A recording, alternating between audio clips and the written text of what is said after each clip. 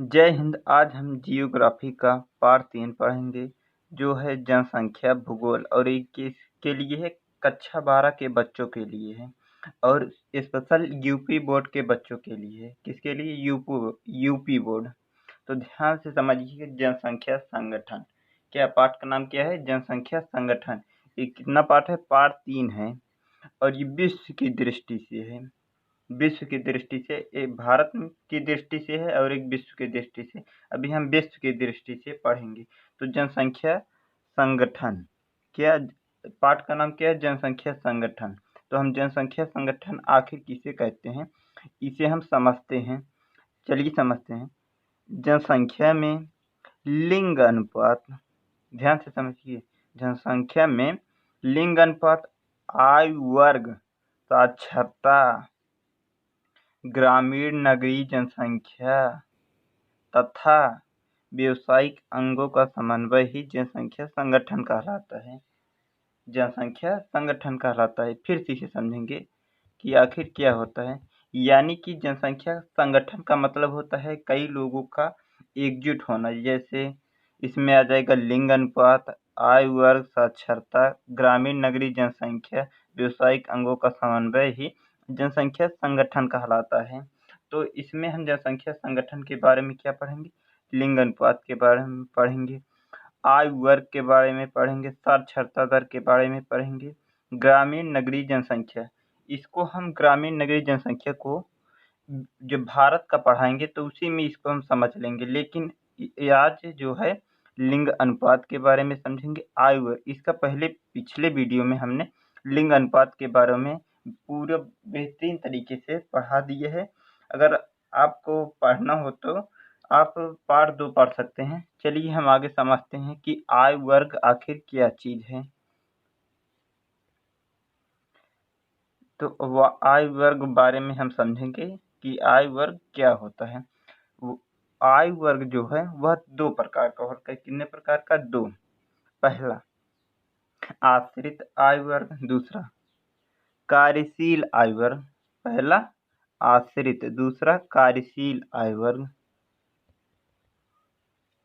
तो आश्रित आयु वर्ग जो है इसे हम बाल आयु वर्ग तथा वृद्ध आयु वर्ग कहते हैं। ध्यान से समझिए। आश्रित मतलब जो दूसरे पर डिपेंड हो, उसे हम क्या कहते हैं? आश्रित आयु वर्ग कहते हैं।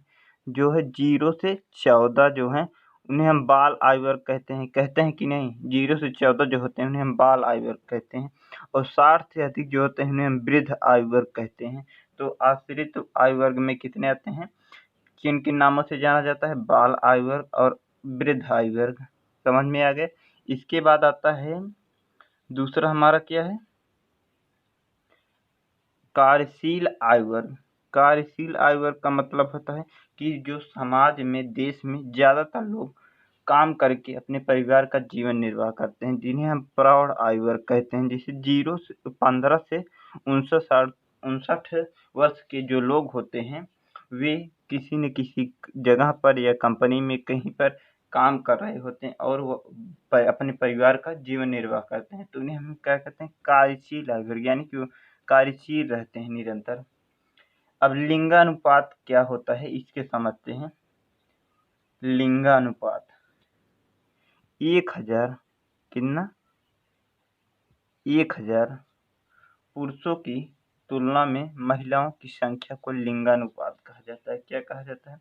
1000 पुरुषों की तुलना में महिलाओं की संख्या को लिंगानुपात कहा जाता है। तो लिंगानुपात समझते हैं।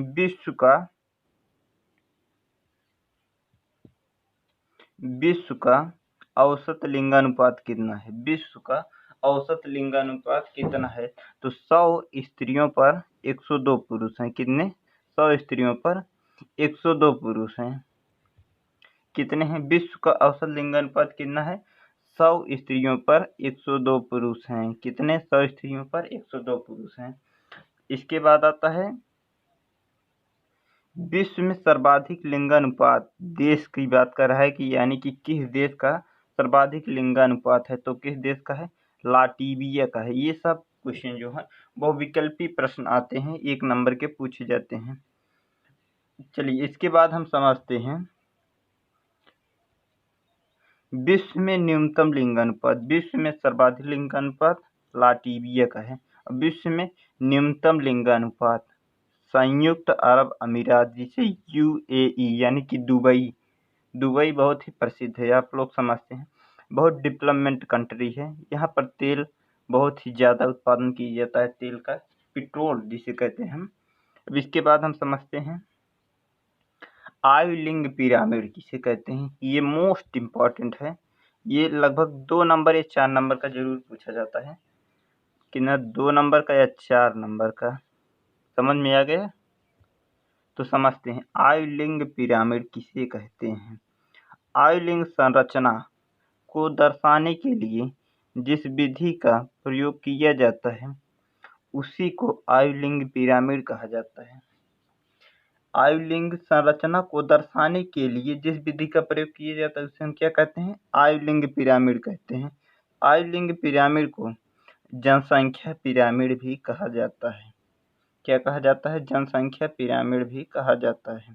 फिर से समझते हैं आयु लिंग पिरामिड, आयु लिंग संरचना को दिखाने के लिए जिस विधि का प्रयोग किया जाता है उसी को ही आयु लिंग पिरामिड कहते हैं। आयु लिंग जो संरचना है उसे दर्शाने के लिए जिस विधि का प्रयोग किया जाता है उसे हम क्या कहते हैं, आयु लिंग पिरामिड कहते हैं। आयु लिंग पिरामिड को जनसंख्या पिरामिड भी कहा जाता है। क्या कहा जाता है? जनसंख्या पिरामिड भी कहा जाता है।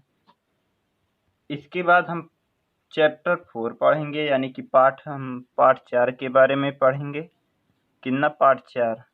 तो मिलेंगे नेक्स्ट वीडियो में, तब तक के लिए जय हिंद, जय भारत।